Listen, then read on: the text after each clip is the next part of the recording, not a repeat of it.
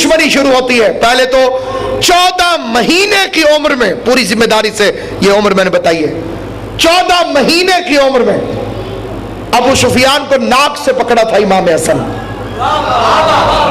یہ مشہور کر دیا گیا ہے, خاموش امام, حلم والا امام, پیغمبر امن, کسی کو کچھ نہیں کہتے تھے. نہیں, 14 مہینے کی عمر میں امیر المومنین کے پاس ابو سفیان آیا کہ رسول اللہ سے کہیے کہ میری معافی کو قبول فرما. اب یہ ذہن میں رہے کہ امام حسن کی جو آمد ہوئی ہے وہ 15 رمضان تو ہے ہی ہے, لیکن ہجری کے لحاظ سے 3 ہجری تھی, اور یہ اسلام کا فتوحات کا دور شروع ہو رہا ہے. اب جب امام حسن اپنے بچپن میں کانوں میں آوازیں سنیں گے تو وہ آوازیں کیا ہوں گی؟ آج بدر فتح ہو گیا, آج احد میں کافر بھاگ گئے, آج خندق میں عبد ود مر گیا. اس بات کو نفسیاتی طور پر سنیے. بچہ جو بچپن کے اندر جس ماحول کے اندر پرورش پاتا ہے یا جس ماحول کے اندر پروان چڑھتا ہے, وہ اس کی زندگی پر حتمی اثرات ہوتے ہیں. جو بچہ اچھا, بچے میں ایک بات اور بھی ہے کہ وہ سنتا نہیں, دیکھتا. اس لیے آج تک کوئی چینل ایسا نہیں جس نے بچوں کے لیے خبریں شروع کر دی. کبھی کوئی بچہ نہیں کہتا میں خبریں سنوں گا. بچہ کیا کہتا ہے؟ میں کارٹون دیکھوں گا, کیونکہ کارٹون کا تعلق ہے دیکھنے کے ساتھ, اس لیے بچہ اسے دیکھے گا. اب جدید دنیا نے وہ باتیں جو بچوں کو بڑے ہو کے پتہ چلتی تھی ان پہ کارٹون بنانا شروع کر دیا. مقصد کیا ہے کہ بچے کو بچپن کے اندر اتنا فیڈ کر دیا جائے کہ وہ ان چیزوں کو دیکھے اور وہ سارے معاملات اس کے ذہنوں کے اندر آ جائیں. تو سامعین گرامی قدر, یہ اس بچے کی بات نہیں کر رہا ہوں جو سیکھتے ہیں, یہ اس بچے کی بات کر رہا ہوں جو لوح محفوظ کا مطالعہ ماں کی گود کے اندر کر لیتے ہیں. ابو سفیان آتا ہے اور وہ امیر سے کہتا ہے یا امیر المومنین, علی سے کہیے, رسول سے کہیے کہ مجھے معاف کر دے. پیغمبر کے جانشین نے فرمایا نعوذ باللہ ابو سفیان, میں تیرا سفارشی نہیں بنوں. یا اتنے میں 14 مہینے کا ایک بچہ آ گیا. اور ایک بات اور بھی یاد رکھیے گا, ابھی تک وہ مقصر نہیں, اس مقصر کی ماں بھی پیدا نہیں ہوئی جو ایسا مقصر پیدا کر دے جو امام کی اس صفت کا انکار کر سکے کہ امام ایک دن میں 1 مہینے جتنا پڑھتا ہے, 1 مہینے میں 1 سال جتنا پڑھتا ہے. یعنی یہ فزیکل طور پر, ظاہری طور پر امام علیہ السلام, اور اسی لیے 50 سال کے امام کے کپڑے 1 دن کے امام کو پورے آتے ہیں, اور 1 دن کے امام کے کپڑے 50 سال کے امام کو پورے آتے ہیں. الامام اماما ولو کان فی الصبیہ, امام امام ہے چاہے جھولے میں کیوں نہ ہو. تو 14 مہینے کا امام. اور جیسے ہی ابو سفیان کی نظر پڑی تو اس نے امیر المومنین سے کہا آپ کو اس بچے کا واسطہ میری سفارش کر دیں. امیر نے فرمایا کہ میں تیرے معاملے کو اسی بچے کو سپرد کرتا ہوں, تو اسی بچے کو اپنا سفارشی اگر بنا سکتا ہے تو بنا لے. تو وہ آیا اور اس نے کہا کہ حسن مہربانی کیجئے اور رسول خدا سے میری سفارش کیجئے. شاید بچوں کے لیے یہ واقعہ نیا ہو لیکن تاریخ میں مستند واقعہ ہے کہ امام حسن اٹھے اور معاویہ کو اس کی ناک سے, ابو سفیان کو اس کی ناک سے پکڑ لیا اور جھنجھوڑا. ابو سفیان خالی نام لینے سے کریکٹر سمجھ میں نہیں آئے گا. سردار قریش, رسول کے خلاف ہونے والی ہر مہم کا سردار, اور امیر بھی یہ اسی کام پہ ہوا تھا, رسول کے خلاف چندہ جمع کر کر کے. اس سے پہلے اس کا کوئی بیک گراؤنڈ امیر نہیں ہے, صاحب دولت نہیں ہے, صاحب ثروت نہیں ہے, اونٹ چراتا تھا لوگوں کے لے لے کر. یہ تو بدر احد اسے امیر کر گئے. آل محمد کی دشمنی میں لوگوں کے بندے مارے جاتے تھے, پھر جن کے بندے مرتے تھے ان سے کہتا تھا اگر بدلہ لینا ہے تو چندہ جمع کرو. تو لوگ اسے چندہ دیتے تھے لات کے نام پر, عزا کے نام پر, منات کے نام پر, کچھ اس کی بیوی کے نام پر, بہت سارا جمع ہو جاتا تھا. یہ فیکٹ ہے تاریخ کا. سامعین گرامی قدر، یہ آیا اور امام علیہ السلام نے 14 مہینے کے امام حسن نے اسے ناک سے پکڑا اور جھنجھوڑا، اور جھنجھوڑنے کے بعد کہا جب تک تو میرے نانا کا کلمہ نہیں پڑھ لیتا تب تک حسن تیری سفارش نہیں کرتا. اب تیور دیکھیے جسے دنیا خاموش انسان کہتی ہے. امام حسن کے کردار کو، سیرت کو پڑھا ہی نہیں گیا، پیش ہی نہیں کیا گیا.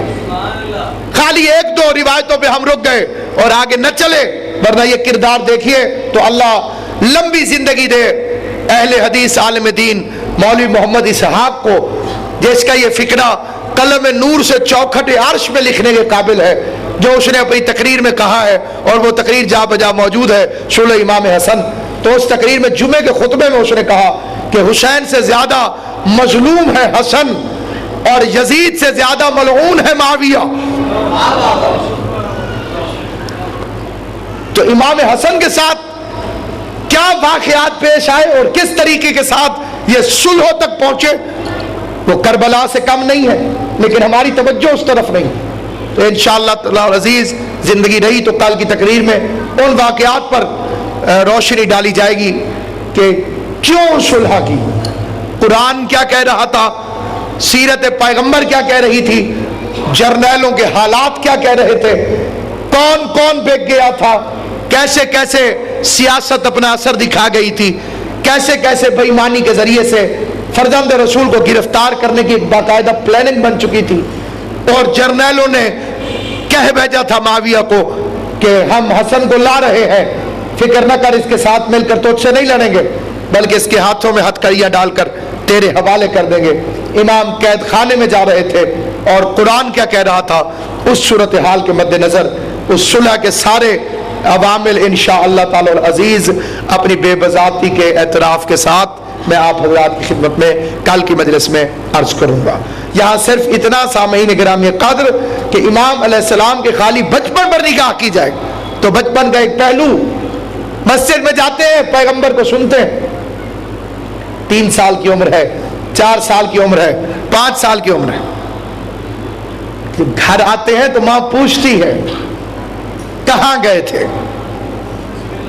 اس ایک فکرے کی کتنی قیمت رہے گی آنے والے غلیظ معاشروں کے اندر، اس کا احساس دلانا چاہتا ہوں. یہ مائیں پوچھتی تھیں کہاں گئے تھے، اب مائیں نہیں پوچھتی. جب تک مائیں پوچھتی تھی کہاں گئے تھے تب تک بچے دہشت گرد نہیں بنتے تھے. جب ماں پوچھتی تھی بچے سے بچپن ہی سے کہاں گئے تھے اور وہ گھبرا جاتا تھا تب تک بچے دہشت گرد نہیں بنتے تھے. جب ماؤں نے پوچھنا چھوڑ دیا، اب بچہ چاہے اسلحہ بنانے چاہے یا اسلحہ چلانے جائے تو دہشت گردی قائم ہوگی. یہ تو بچہ ہے، وہ گھر سے نکلے تو اتنی دہشت گردی ہو جاتی ہے، اگر کوئی اماں ہی گھر سے نکل جائے تو کتنی دہشت گردی ہوگی اس کے متعلق آپ اندازہ ہی نہیں کر سکتے. خالی آپ کی سوچ ہے کہ کہاں تک سلسلہ پہنچ جاتا ہوگا. آج تک بھگت رہے اس دہشت گردی کو جو ایک اماں گھر سے باہر نکل پڑی. تو سامعین گرامی قدر، یہاں پر آ کر ایک فرمان تبرکاً حضرت امام حسن علیہ السلام کا ایک صلوات بھیج دیجیے محمد.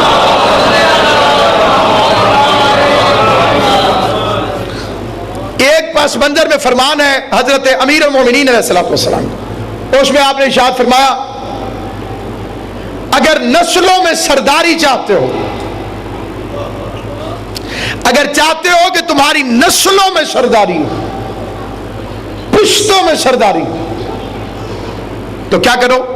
علی فرماتے ہیں دسترخوان قائم کرو. دسترخوان قائم کرو اگر نسلوں میں سرداری چاہتے ہو. یہ فرمان کس کا ہے؟ حضرت امیر علیہ السلام. اور آپ فکرہ سنیے امام حسن علیہ السلام فرمایا کھلانے والے بنو تاکہ حاکمانہ سوچ پیدا ہو. دارین قربان عظمت امام. کھلانے والے بنو تاکہ حاکمانہ سوچ پیدا ہو. پھر فرمایا کھانے والے نہ بننا، ورنہ غلامی کی سوچ پیدا ہو جائے گی۔ آپ ذرا اپنے معاشرے میں دیکھیے، اپنے بچپن میں دیکھیے، آپ چھوٹے تھے، ابا جی پیسے دیتے تھے 10 روپے، اب تو بات بہت آگے چلی گئی ہے، 1 روپے 2 روپے 10 روپے یہ بچہ لیتا ہے اپنے باپ سے، جب بھی ضرورت پڑے گی تو اپنے باپ سے جا کے طلب کرے گا۔ سکول کا ٹرپ گیا، چھانگا مانگا تک، سب نے کہا چلو راوی پہ چلنا ہے، تو اب بچہ کیا کہتا تھا؟ میں ابو سے پوچھوں گا، کیونکہ کھلاتا ہے باپ۔ اب بیٹے کے اندر فکر کیا ہے؟ سوچ، اس میں غلامی ہے، باپ کو حاکم سمجھتا ہے، میں ابا جی سے پوچھوں۔ اب باپ بوڑھا ہو گیا، بیٹا جوان ہو گیا، والد صاحب گھر بیٹھ گئے مثال کے طور پر، اور بیٹا کمانے جانے لگا، خاندان کے لوگ باپ کے پاس آئے، کسی مسئلے پہ گفتگو کی، تو اب باپ کیا کہتا ہے؟ میں بیٹے سے مشورہ کروں گا۔ آپ نے دیکھا کہ جب کھلانے والا بدلا تو پوچھنے والا بدل گیا۔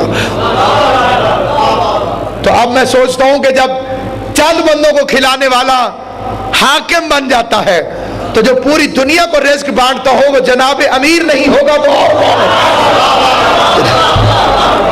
اس لیے امیر المومنین وہ ہے جو کائنات کو رزق بانٹتا ہے۔ یہ اسی حسن و حسین کی یتیمی کا مہینہ ہے، اور کل کی مجلس میں یہ طے ہوا تھا کہ اگرچہ یہ مجلسیں حضرت کے ظہور پر نور کے متعلق ہے، لیکن پھر بھی مصائب کے بغیر مجلس مکمل نہیں ہوتی۔ 1 کروڑ فضائل ہو اور ایک فقرہ بھی مصائب کا نہ ہو تو اسے مجلس سے ازا نہیں کہہ سکتے۔ تو اس لیے سامعین گرامی قدر ایک فقرہ عرض کرتا ہوں، اور وہ فقرہ یہ کہ اگر وہ بھی فضائل امام حسن پڑھتا ہوں، مصائب پڑھوں گا لیکن فضائل کی صورت، اور قبلہ جو حکم فرمایا ہے کل انشاءاللہ کوشش کروں گا کہ اس کی تعمیل بھی ہو جائے، لیکن یہاں آج صرف ایک فقرہ کہنا چاہتا ہوں اور بڑا کامن سینس کا سوال کرنا چاہتا ہوں۔ جوان بیٹے کے سامنے اگر بوڑھے باپ پر قاتلانہ حملہ ہو جائے تو ذرا محبت، ایک کا نام ہے جذبہ انتقام۔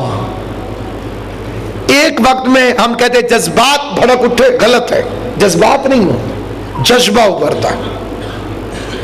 آپ کے مزاج کیسے ہیں فکرہ غلط ہے، مزاج زیادہ نہیں ہوتے، ایک ہوتا ہے،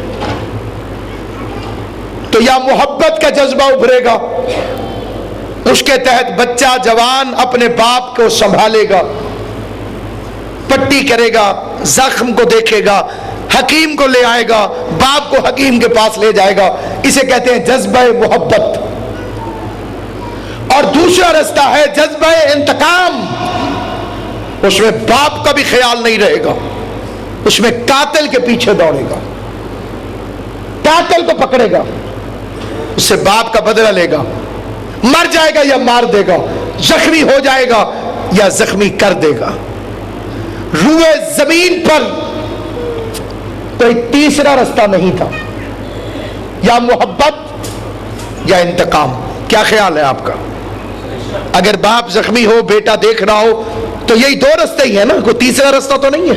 آئیے تیسرا رستہ امام حسن نے دکھایا، جہاں جذبات دب جاتے ہیں وہاں عصمت ابھر جاتی ہے۔ جذبات دب گئے، 19 رمضان کی صبح کو مسجد کوفہ کے اندر علی جیسے باپ پر قاتلانہ حملہ ہوا، نہ محبت میں باپ کو سنبھالا، نہ انتقام میں قاتل کو پکڑا، بلکہ ایک قدم آگے بڑھایا، اور جس مسلح پہ باپ کا خون پڑا تھا اسی پہ ماتھا رکھ کے فرمایا سبحان ربی الاعلی و بحمدہ وسیعلم الذین ظلموا ایا منقلب ینقلبون الا لعنۃ اللہ علی القوم الظالمین ربنا تقبل منا انک انت السمیع العلیم وتب علینا انک انت التواب الرحیم اللهم بحق محمد وعلی وسیدۃ النساء العالمین وبحق الحسن والحسین وبحق علی بن الحسین وبحق محمد بن علی وبحق جعفر بن محمد وبحق موسیٰ بن جعفر وبحق علی بن موسیٰ وبحق محمد بن علی وبحق علی بن محمد وبحق حسن